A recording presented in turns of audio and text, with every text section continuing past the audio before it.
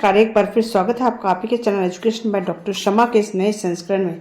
आज हम आपको 12वीं कक्षा आरबीएससी के इतिहास का पेपर जो 18 मार्च 2024 में हुआ है उसका विश्लेषण करके बताएंगे।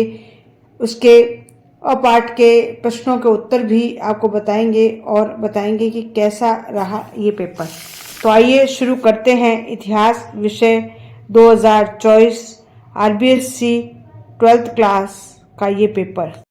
आरबीएससी बोर्ड इतिहास का ये पेपर 4 पार्ट्स में डिवाइड थे। इसके 4 सेक्शन थे, सेक्शन ए, बी, सी और डी। सबसे पहले बात करते हैं सेक्शन ए की। उसमें कुल 14 प्रश्न थे जो एमसीक्यूज थे, अबसद वाले थे। इसमें पहला ही क्वेश्चन है, सिंधु सभ्यता का स्थल कालीबंगा निम्न में से किस राज्य में है? तो इसका सही उत्तर है राजस्थान। दूसरा प्रश्न है, मोहनजोदड़ो बस्ती कितने भागों में विभाजित थी?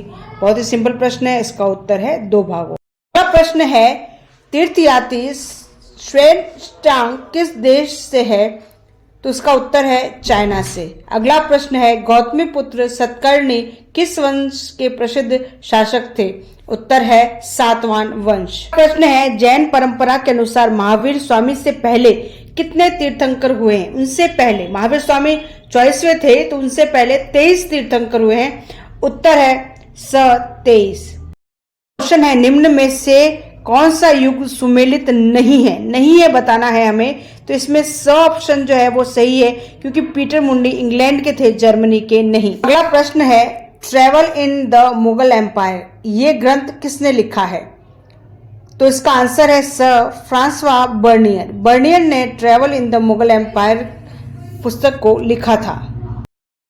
अगला प्रश्न है, इब्न बतूता को किस शहर का काजी या न्यायाधीश नियुक्त किया था? उत्तर है दिल्ली का।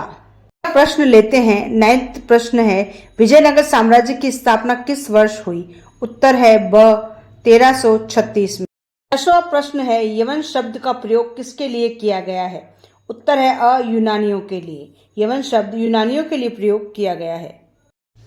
बंगाल में स्तंभनारी बंदोबस्त कब लागू किया गया? ये प्रश्न है 11वां 1793 में। ब है इसका आंसर। अगला प्रश्न है, निम्न में से कौन सी घटना सबसे पहले हुई थी? उत्तर है द जलियांवाला बाग हत्याकांड, क्योंकि ये घटना सबसे पहले हुई थी 1919 में। भारत छोड़ो आंदोलन 1942 में, द्वितीय गोलमेज सम्मेलन 1932 में, असहयोग आंदोलन 1920 में। इसलिए द क्वेश्चन का आंसर सही है 12वें प्रश्न का। अगला प्रश्न है 13वां, संविधान सभा के कुल कितने सत्र हुए थे? उत्तर है 13। अगला प्रश्न और अंतिम प्रश्न है, संविधान निर्माण के समय भारत सरकार के संवैधानिक सलाहकार कौन थे? उत्तर है BN राव।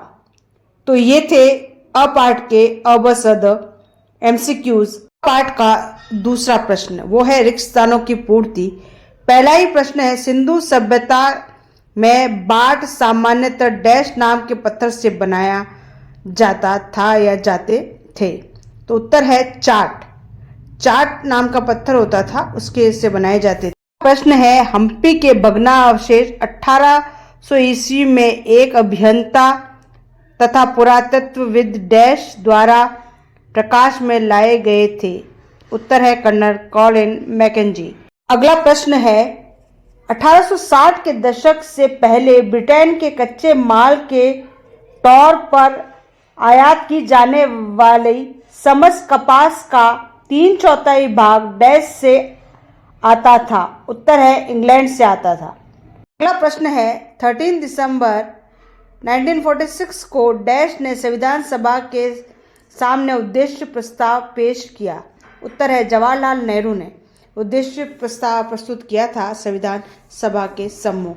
तो ये थे अपाठ के एमसीक्यूज और फिलिंग द ब्लैंक्स। अब देखते हैं अति लघु उत्तरात्मक प्रश्न। क्वेश्चन में पहला प्रश्न है, आप कैसे कह सकते हैं कि सिंधु वासियों का सुदूर क्षेत्रों से भी संपर्क था? इस प्रश्न का उत्तर, इंटरनेशनल ट्रेड कैसा था सिंधु वासियों का, वे जानने की कोशिश की जा रही है। तो ओमान और बहरीन से इनके व्यापारिक संबंध बहुत अच्छे थे ओमान से तांबा मंगाया जाता था। तो इस आधार पर हम कह सकते हैं कि सिंधु वासियों का सुदूर क्षेत्रों से बहुत अच्छा संपर्क था। अगला प्रश्न है, पाटलिपुत्र को वर्तमान में क्या कहा जाता है? तो पाटलिपुत्र को वर्तमान में पटना कहा जाता है, जो कि बिहार की राजधानी है। अगला प्रश्न है, मातृवंशिकता किसे कहते हैं? तो मातृवंशिकता का अर्थ होता है वह वंश परंपरा जो माता के आधार पर चलती है, उसे मातृवंशिकता कहते हैं, जैसे दक्षिण के सातवाहन। अगले प्रश्न की ओर। प्रश्न है चौथा, इब्न बतूता के अनुसार दावा डाक व्यवस्था क्या थी? तो हम सभी जानते हैं कि इब्न बतूता मोहम्मद बिन तुगलक के समय में भारत आया था और उस समय दो प्रकार की डाक व्यवस्था प्रचलित थी, एक पैदल और दूसरा घुड़सवारी की। तो पैदल डाक व्यवस्था में प्रति 1 मील पर 3 चौकियां होती थी, इसे दावा कहा जाता था। अगले प्रश्न की ओर। अगला प्रश्न 5वां है, शेख निजामुद्दीन औलिया की दरगाह किस शहर में है? बहुत सीधा सा प्रश्न है, उत्तर है दिल्ली में। अगला प्रश्न 6वां प्रश्न है, गोपुरम किसे कहते हैं? इसका उत्तर है गोपुरम दक्षिण भारत के मंदिरों का प्रवेश द्वार होता है, जिसे गोपुरम कहा जाता है। चूंकि ये 1-1 नंबर के प्रश्न हैं, तो इसके उत्तर हमें 2 या 3 लाइन में ही देने हैं। अगला प्रश्न 7वां प्रश्न है, मुकदम या मंडल शब्द किसके लिए प्रयोग किया जाता है? तो ये मुगल काल से लिया गया प्रश्न है। तो मुकदम या मंडल शब्द का प्रयोग पंचायतों के मुखिया के लिए किया जाता था, उसे मुकदम या मंडल कहा जाता था। अगला 8वां प्रश्न है, 1929 का कांग्रेस लाहौर अधिवेशन किस दृष्टि से महत्वपूर्ण था? तो 1929 का लाहौर अधिवेशन, जिसकी अध्यक्षता जवाहरलाल नेहरू ने की थी, उसी अधिवेशन में सर्वप्रथम कांग्रेस ने पूर्ण स्वराज की मांग रखी थी, इसीलिए यह अधिवेशन बहुत ही ज्यादा महत्वपूर्ण है। 9th क्वेश्चन है, गरीबों के साथ अपना तादात्म्य स्थापित करने के लिए गांधी जी ने क्या किया? तो ये गांधी जी की जीवन शैली से संबंधित प्रश्न है कि उनका रहन सहन, उनका पहनावा, उनकी बोली और चरखे का प्रयोग, ये वे बातें थी जो उन्हें साधारण लोगों से जोड़ती थी। अगला प्रश्न और अंतिम प्रश्न 10वां है कि राष्ट्र ध्वज के प्रस्ताव को संविधान सभा में किसने प्रस्तुत किया? तो इसका उत्तर आप बताएंगे, ये आशा करते हैं। कमेंट्स में ज़रूर बताइएगा, ये आपके लिए प्रश्न है। यहाँ से पेपर का खंड ब सेक्शन 20 शुरू हो जाता है, जो लघुत्तरात्मक प्रश्न है, जो 50 शब्दों में जिसका उत्तर देना है। चौथा प्रश्न इसका है, आपके विचार में सिंधु सभ्यता का अंत किस प्रकार हुआ, समझाएं। इसको विस्तार से बताना है। जलवायु परिवर्तन, नदियों का सूखना, विस्थापन, ये सारे कारण आपको इस प्रश्न के उत्तर में बताने हैं। 5वां प्रश्न है, सिक्कों से क्या ऐतिहासिक जानकारी मिलती है? तो सिक्कों का क्या महत्व है वो बताना है कि ये राजा के नाम, आर्थिक स्थिति, सामाजिक स्थिति, धार्मिक स्थिति, इसके बारे में बताता है। अगला 6वां क्वेश्चन है, स्त्री धन किसे कहते हैं? स्त्री धन वह धन होता है जो विवाह के समय उपहार के रूप में स्त्री को प्राप्त होता है, चाहे वो ससुराल पक्ष से हो या पियर पक्ष से हो। जो धन उसके माता पिता या फिर उसके सास ससुर या अन्य रिश्तेदारों से प्राप्त होता है, उसी को स्त्री धन कहा जाता है। अगला क्वेश्चन है, 2 स्तूपों के नाम बताओ। सांची या सारनाथ के स्तूप का नाम बता सकते हैं आप। अगला प्रश्न है, इब्न बतूता ने वनस्पति उपज पान का चित्रण किस प्रकार किया है? तो इब्न बतूता जो मोरक्को देश से मोहम्मद बिन तुगलक के शासनकाल में आया था, उसने भारत की वनस्पति का भी वर्णन किया है। उसने पान और नारियल का उल्लेख अपने यात्रा वृतांत में किया है। उसने पान का उल्लेख अंगूर की लता के समान किया है। अब प्रश्न है, आपके विचार से चिश्ती सिलसिले की किन विशेषताओं ने उसे लोकप्रिय बनाया? जैसा कि हम जानते हैं कि भारत में चिश्ती संप्रदाय के संस्थापक मोइनुद्दीन चिश्ती को माना जाता है, जिसकी दरगाह अजमेर में है। तो यह एक ऐसा सिलसिला था जो गरीबों को भी संरक्षण प्रदान करता था, उसके द्वार गरीबों के लिए भी खुले थे। मानव सेवा इसका परम लक्ष्य था, यही कारण रहा कि ये साधारण लोगों में अधिक लोकप्रिय हुआ। अब प्रश्न है, विजयनगर साम्राज्य के 2 राजकीय केंद्रों के नाम बताइए। अब इस सवाल का जवाब तो बहुत ही आसान है कि महानवमी डिब्बा और कमल महल 2 ऐसी संरचनाएं थीं जो राजकीय केंद्र के रूप में जानी जाती थीं। अगला प्रश्न है, पोलज व परोती जमीन में क्या अंतर है, स्पष्ट कीजिए।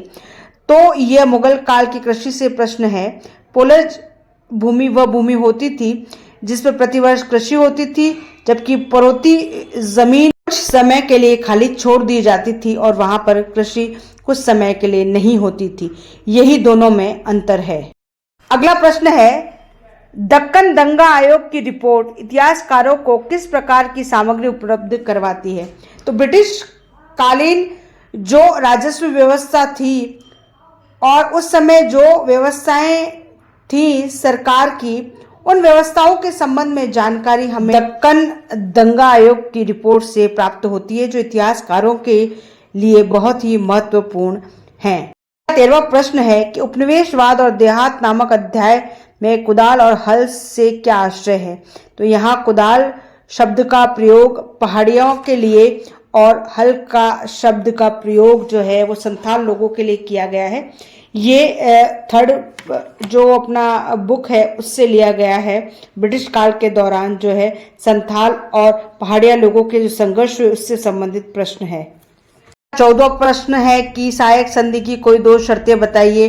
तो उसमें यही है कि ब्रिटिश जब किसी रियासत से सहायक संधि किया करते थे तो उसमें दो शर्त प्रमुख हुआ करती थी कि उनकी एक रेजिमेंट जो है, एक टुकड़ी उनके वहाँ रहेगी रियासत में, दूसरा उनका एक एजेंट है उनके दरबार में रहेगा। पहली जिले की ये सहायक संधि है जिसकी दो ये विशेषताएं हैं। ये 14वां प्रश्न हो चुका है। अब 15वां और अंतिम प्रश्न है जो आपके लिए है कि संविधान सभा ने अस्पष्टता उन्मूलन हेतु क्या सुझाव दिए, कोई दो सुझाव बताइए। तो ये आपके लिए प्रश्न है, कमेंट करके उसके उत्तर जरूर बताइएगा। अब आ जाता है इसका सी पार्ट। अब सी पार्ट के उत्तर जो है आपको 100 शब्दों में देने हैं। हम आपको ये प्रश्न बता देते हैं और इसके उत्तर जो है आप देखें। इसके जो है एमसीक्यूज और रिक्त स्थानों की पूर्ति और इसके वन लाइनर और इससे लॉन्ग क्वेश्चन हमने आपको बताए हैं। जो निबंधात्मक प्रश्न है जो विस्तार से देने हैं आप इसमें देखें।